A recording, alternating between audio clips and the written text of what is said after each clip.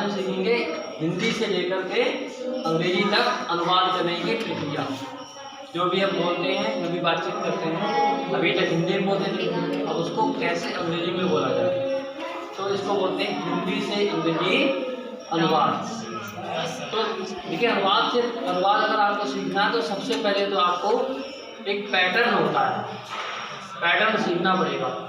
हिंदी में जब वाक्य लिखा होता है तो वो कौन से क्रम में लिखा होता है, उनके शब्दों को क्या कहते हैं, और अंग्रेजी में जब उसे कन्वर्ट करते हैं, हम ट्रांसलेट करते हैं, तो कौन कौन से शब्द जो है स्थान परिवर्तन कर लेते हैं। सबसे पहले जब कोई बात हिंदी में लिखा होता है तो आप उसमें देखेंगे सबसे पहले उसमें कर्ता शब्द पाया जाता है। कर्ता, ठीक है, कर्ता शब्द होता है जो वाक्य में एक्शन हो रहा है, जो वाक्य में काम हो रहा है, उस काम को जिसने किया है, उस काम को जिसने किया है या कर रहा है या कर चुका है, वो व्यक्ति ही कर्ता कहलाएगा। ठीक है, जैसे एग्जाम्पल के रूप में ले हम कि पवन खेत पर जाता है, तो इसमें इस पूरे वाक्य में एक काम हो रहा है जाने का, और जाने का काम कर कौन रहा है, पवन। तो जो पवन शब्द है, पवन जो शब्द है वो शब्द कर्ता कहलाएगा। क्या कहलाएगा? कर्ता। उसके अलावा हिंदी में ही, हिंदी के क्रम है ये, तो हिंदी के क्रम में सबसे पहले हमें वाक्य में प्राप्त होता है कर्ता शब्द, उस शब्द के ठीक आगे लगा होता है कर्म शब्द। देखिए, वाक्य में शब्द तो बहुत हो सकते हैं, पर हम एक सामान्य रूपरेखा देते हैं अगर, तो कर्ता शब्द के तुरंत बाद प्रयोग होता है कर्म, यानी कि इसको इंग्लिश में बोलते हैं ऑब्जेक्ट, और उसके बाद लगी होती है क्रिया। क्रिया शब्द जो है वाक्य का अंतिम शब्द होता है हिंदी पैटर्न, और उसके बाद में ये पूर्णविराम होगा।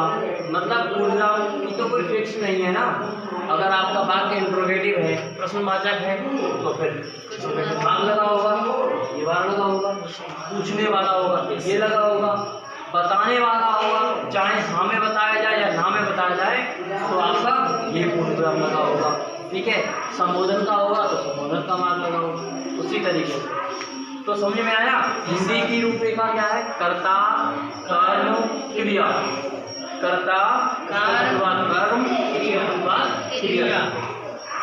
अब इसको जब अंग्रेजी में हम अनुवाद करते हैं तो कर्ता शब्द को तो जहाँ पर लगा होता है वहीं पर रखते हैं, कर्ता शब्द को वहीं पर रखते हैं। यानी अगर हिंदी में पवन शब्द पहले आया है तो अंग्रेजी में भी पवन को इंग्लिश में ट्रांसलेट करो, PAVAN, और तुरंत वहीं पे लगा दो जहाँ पर हिंदी शब्द लगा दो। उसके तुरंत बाद अब यहाँ पर परिवर्तन होता है।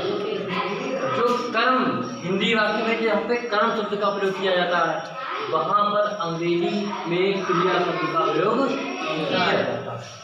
यानी क्रिया शब्द जो है उठ करके पहले लग जाता है, और कर्म शब्द जो पहले लगा था, बीच में लगा था, ये अंग्रेजी का अंतिम शब्द होता है। हिंदी में वाक्य का अंतिम शब्द क्रिया होता है, अंग्रेजी में वाक्य का अंतिम शब्द कर्म होता है। वैसे ही जो भी मार्क लगना है, अगर आपके हिंदी में ये मार्क लगा है तो इंग्लिश में ये मार्क लगेगा। इसमें इसको आप हिंदी में पूर्ण विराम कहते हैं, इसे इंग्लिश में फुल स्टॉप कहते हैं। अगर आपके हिंदी में ये वाला मार्क लगा है, यानी क्वेश्चन मार्क लगा है, तो आपकी इंग्लिश में भी ये मार्क लगेगा। अगर आपके हिंदी में ये मार्क लगा है तो अंग्रेजी में भी यही मार्क लगेगा। तो ये रही मार्क की और पैटर्न की बात। समझ में आया? हिंदी है तो कर्ता, कर्म, क्रिया। अंग्रेजी में जैसे हुआ कर्ता, क्रिया, कर्म। ठीक है, अब एग्जाम्पल के रूप में देख लेते हैं। मैंने आपको ओरल बताया भी पवन वाला बात, लेकिन ऐसे समझ लो कि मैं एक बात लिख रहा हूँ, उसमें लिखा मैं अध्यापक हूँ। यहाँ पर आपके पैटर्न में 3 ही शब्द आते हैं। मैं भी ऐसा वाक्य दिया है जिसमें 3 ही शब्द हैं, ताकि आप सरलतापूर्वक समझ सकें। तो मैं अध्यापक हूँ, इसमें एक शब्द भी जुड़ सकता है, मैं एक अध्यापक हूँ। जब हम इसे इंग्लिश में ट्रांसलेट करते हैं अगर आप बिगिनर हैं और ट्रांसलेशन करना सीख रहे हैं, स्टार्ट कर रहे हैं अभी, तो सबसे पहले तो आप ट्रांसलेशन करने से पहले ही आप शब्दों को पहचान लें, सेंटेंस का क्लासिफिकेशन कर लें कि कौन सा शब्द क्या होता है, कौन सा शब्द क्या होता है। ये बात शब्द पर लिखा नहीं होगा। जैसे मैंने कह दिया कर्ता कर्म क्रिया ये हिंदी का कर्म है, और आप यहाँ लिख रहे हैं ये कर्ता है, ये कर्म है, ये क्रिया है, यहाँ पर तो फिक्स बैठ जाएगी बात, हिंदी शब्द है। अब मैं बात करूँगा उसमें 10 शब्द है, 6 शब्द हैं, तो आप कहोगे सर अरे इसमें कैसे पहचाने, उसमें कैसे पहचानोगे। तो पहले तो आपको वाक्य में जो शब्द होते हैं उनका क्लासिफिकेशन करना होगा, उनका वर्गीकरण करना होगा, कौन कौन शब्द क्या क्या होते हैं, उसके बाद उनको अंग्रेजी में अनुवाद करना होता है। चलो इसका अनुवाद करते हैं, सरल है ये। मैं अध्यापक हूँ, इसमें मैं शब्द करता है, सबको बताइए करता शब्द जो है मैं है इसमें, तो आप मैं की अंग्रेजी जैसे करता पहले तो पहले रहेगा, तो मैं पहले है तो मैं की अंग्रेजी आई पहले ही लग जाएगी, ठीक है। और हमने देखा ये वाक्य का पहला शब्द है तो उसको कैपिटल में ही बनाएंगे, कैपिटल लेटर में बनाएंगे। उसके बाद में जो हूँ शब्द है उसको क्या बोलेंगे, वर्ब, वर्ब बोलेंगे, वर्ब क्रिया। तो हूँ शब्द की अंग्रेजी पहले आएगी। अभी आपने देखा अध्यापक शब्द छोड़ देना, ये कर्म शब्द है। एक्चुअली यहाँ पर कर्म नहीं है, ये पूरक शब्द है, लेकिन इसके हिसाब से लेंगे तो इसको कर्म कह सकते हैं, लेकिन ये है पूरक। ये वाक्य का तो पूरा कर रहा है। तो हूँ की अंग्रेजी एम होती है, वो पहले लगा ली हमने, और उसके बाद में जो शब्द अंतिम शब्द होता है उसको सबसे बाद में लगा देना। तो मैं अध्यापक हूँ, आई एम टीचर। मैं एक अध्यापक हूँ, आई एम टीचर, ऐसे लगा दिया। हिंदी में पूर्ण नाम ये लगा है, हिंदी में ये लगा है, ठीक है।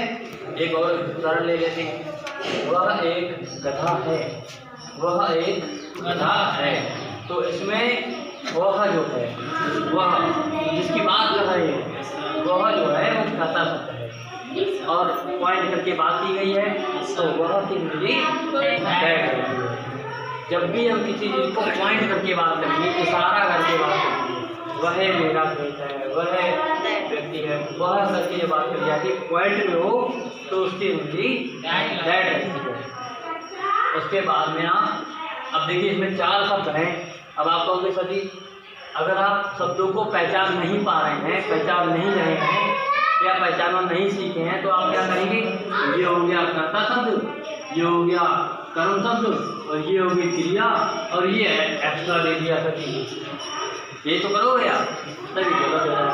पहले पहचानना पड़ेगा। एक गधा, एक गधा, ये पूरा जो है पूरक है, वह सब्जेक्ट हो गया और है वर्ब। तो इसमें वह दैट हो गया, फिर है के लिए ये जो हो गया।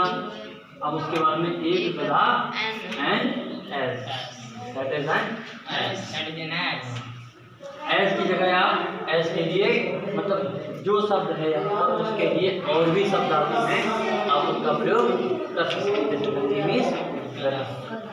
अच्छा मैंने यहाँ पे एन का प्रयोग क्यों किया,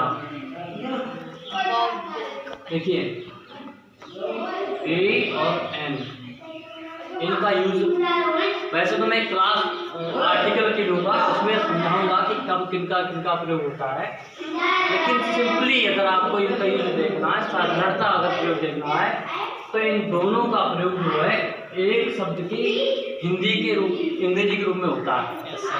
यानी एक शब्द एक, ये शब्द की जब अंग्रेजी लगेगी तो आपको ए या फिर एन का प्रयोग किया जाता है। अब कब ए का प्रयोग होता है और कब एन का प्रयोग होता है, ये मैंने एकदम काफ़ी विचार के और काफ़ी अध्ययन के बाद में निष्कर्ष निकाला है। उस निष्कर्ष पे पहुंच के आपको बताता हूँ।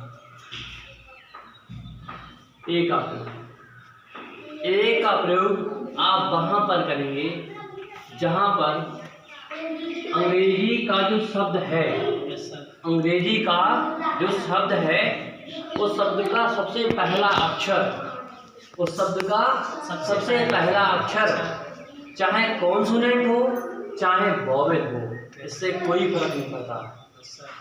फिर से समझ लीजिए, अंग्रेजी का कोई भी शब्द ए का प्रयोग कहाँ पर होता है?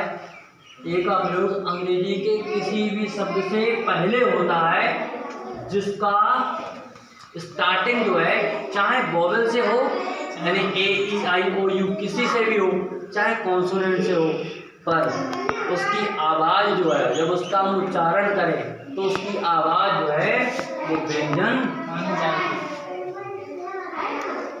होनी चाहिए। उसकी आवाज़ जो है वो व्यंजन होनी चाहिए, चाहे पहला शब्द जो है वो स्वर ही क्यों ना हो, वॉवेल ही क्यों ना हो। ठीक है, जैसे मैं यहाँ पे BAT लिख रहा हूँ, समझ रहे हो? BAT लिख रहा हूँ तो बैट में जब मैं इसको बोलूँगा, वैसे तो पहला अक्षर क्या है? बी, ठीक है, काउंट करो, उसको उच्चारण करो, बैट, बी बना, बा बना, यानी कि हिंदी में बा बना।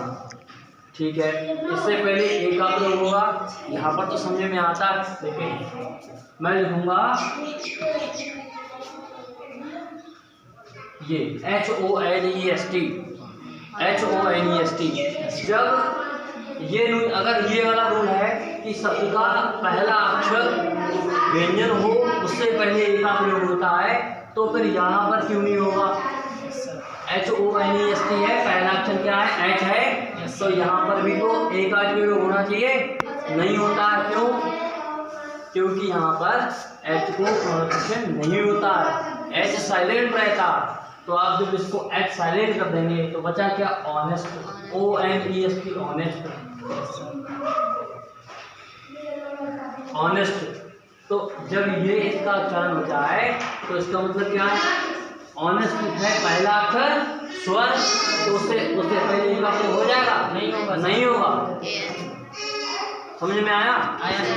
यानी शब्द का पहला अक्षर चाहे वॉवेल हो या कॉन्सोनेंट हो, उसकी आवाज़ पे डिपेंड करता है। उसकी आवाज़ अगर वॉवेल आएगी, उसकी आवाज़ अगर वॉवेल आए तो आप एन का प्रयोग करेंगे, आप एन का प्रयोग करेंगे, अदरवाइज ए का ही प्रयोग करेंगे। ठीक है, ऐसे ही ये चीज यहाँ पे मैंने आपको सिद्ध कर दी कि गलत है। दूसरा, मैंने एन का प्रयोग अभी तक पढ़ा था, एन का प्रयोग वहां पर होता है जहां पर शब्द का पहला अक्षर वॉवेल होना चाहिए। ठीक है, चलिए मैं ये शब्द लिख रहा हूं, अम्ब्रेला। यहाँ पर तो ये नेम ठीक है, यहाँ पर ये नेम ठीक है, UMBRELLA, अम्ब्रेला में छाता होता है। हमने इसको बोला तो हमने बोला ये पहला अक्षर आ आया, और इंग्लिश में भी पहला अक्षर यू आया। ठीक है, अब मैं लिखूंगा ये शब्द। अब इस शब्द को बोलो भाई पहला अक्षर यू है तो एन बना, अब इसका भी तो पहला अक्षर यू है तो एन बनना चाहिए, जो कि नहीं बनेगा। क्यों? क्योंकि इसकी आवाज निकालो, इसकी आवाज है